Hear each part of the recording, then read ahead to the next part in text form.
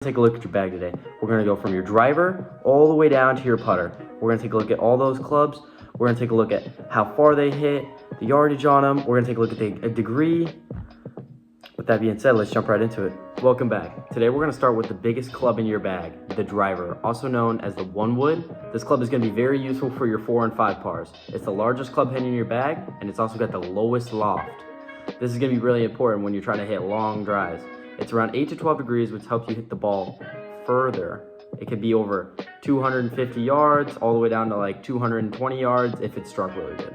Some important things that you'll see golfers mess up on is the hand placement. I think that's a really big thing when using your driver and trying to get as much distance as you can out of it. And I also think that the placement of your feet is super important as well, because I see a lot of people line up over the ball more, and it should be parallel with the ball or even a little behind is what I like to do with it. And I think that's a really important thing when you're trying to maximize the yardage that you're getting out of your driver. Another thing that I tend to notice when I see people hitting their drivers or not getting enough yards or shanking it is when they line up their driver, they're over the ball more than they're supposed to be. And it's good to be level with the ball, and it's also really important that your tee is at the right height line. Your ball should be just coming, like the peak of your ball should just be cresting over your club as you lay your club head flat on the ground. It should just be over, half the ball should be over the club. And that's very important, because if you get it too low, either you could top the ball, and if you get it too high, you could just hit the ground or chunk it or just not get enough, get too much tee. And it's really important to just really get lined up with the ball when you're trying to hit it. I also tend to see a lot of over rotating when people are trying to hit their ball. When people are going with their driver, I tend to see it, they're like, I'm gonna hit it really hard, I'm gonna get it as far as I can, and they're gonna be like, go up and they're just gonna try to smack it, and they're gonna be like, boom, form is gone, their whole form is gone, and they're just going at like hitting it like a baseball bat, and that's just never gonna work. You wanna just focus on your technique. I mean, even if you shank the last ball, it really doesn't matter. Technique's gonna clutch up. Work into the next club in your bag. It's also really important when trying to hit long drive is like your fairway woods. Those can go from your 3-wood to your 5-wood. They have slightly more loft than the driver, and they're designed for longer shots off the ground. So it's where you like don't have to tee up, and you can't really tee up in the middle of the fairway.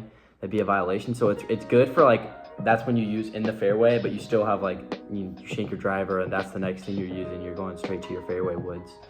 But they're really good for more control as well.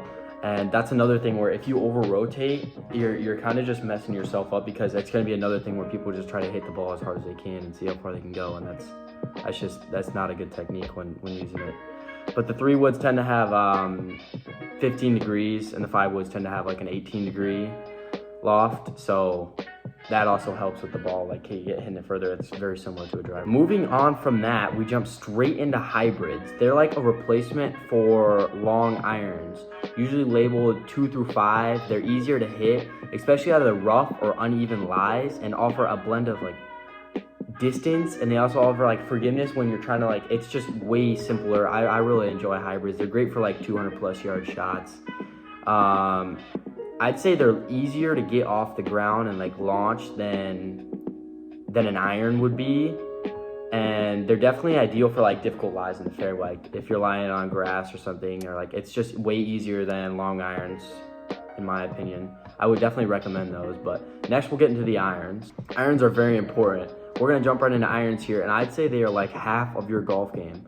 Irons are like the core of your bag. They usually range from like your 3 iron all the way to your 9 iron, and this is based on the loft, is what just identifies each one. It's just not on the lately, like really is the loft and like the angle of the pitch. And the lower the number, the further it goes, is how someone, so it could be like 9 is like you're maybe like 50 yards out, or 50, maybe I'd say 100 sub, and then like it just goes up from there, usually by like 10-20 yards each club.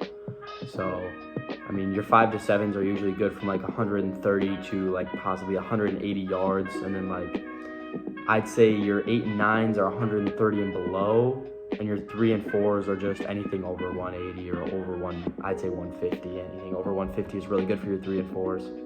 Then we jump into your wedges, and your wedges I feel like are right up there with your irons. They're like obviously a step below, but they are still very important in your bag, and I use wedges possibly more than anything, honestly, because that's right around where I lies in my wedge range. So we go from like pitch and wedge, we have a gap wedge, sand wedge, lob wedge. Your pitch and wedge can be like 40 to 50 degree loft, usually for shots around like 100 to 130 yards. And then you'll jump into your gap wedge, and it could be like 50 degrees from like 55 degree loft. That's like right in the middle, like it's like fills the gap between your pitching and your sand wedge. So if you were ever on like edge of what you would want to use there, if you had a gap wedge, which I mean, until you get into like higher leagues out of the amateur, I don't notice a lot of people that have gap wedges. And then obviously you jump into your sand wedges, and that can be from 55 degree loft to 60 degree loft.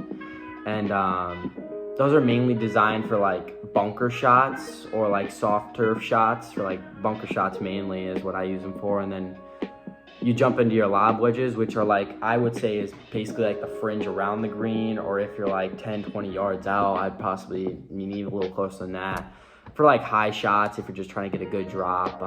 But I'd say the loft around those are like 60 to 65 degrees. But those are also very good for keeping control, just like your wedges. You want to keep control when you're hitting those and focusing on your angle that you're hitting the ball more than like the speed or anything, because that's very important with it too. You don't want to really like over rotate.